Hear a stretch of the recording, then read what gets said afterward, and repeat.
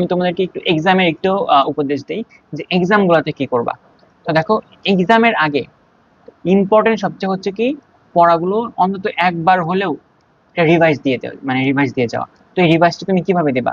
তোমার পড়া যদি গুছানো না থাকে, একটা সোর্সে যদি না থাকে, তাহলে তোমার কিন্তু পড়া কখনোই তুমি শেষ করে যাইতে পারবে না। মনে করো তোমার অ্যানাটমি পরীক্ষা, তুমি জাস্ট কি করবা, দত্ত পুরাটা পড়ে, বিশ্রাম পুরাটা পড়ে বা বিডিসি চুয়ার মানে পুরাটা পড়ে কি তুমি পরীক্ষা দিয়ে যেতে পারবা? না, পারবা না।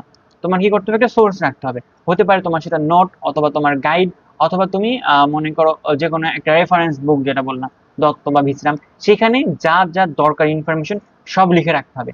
একটা সোর্সে লিখে রাখবা, সেই সোর্সের ভিতরে সব লিখে রাখার পর পরীক্ষার আগে জাস্ট ওটা রিভিশন দিবা। তো আমরা বেশিরভাগ ক্ষেত্রে এটা গাইডের উপরে করি, যেহেতু গাইডে আমাদের কোশ্চেন গুলো দেওয়া থাকে, বিভিন্ন ইয়ারের question, important question, important line দেওয়া থাকে। আমরা কি করি, যেগুলো যেগুলো আমাদের দরকার লেকচার থেকে, সেগুলো নিয়ে সব গাইডে লিখে রাখি।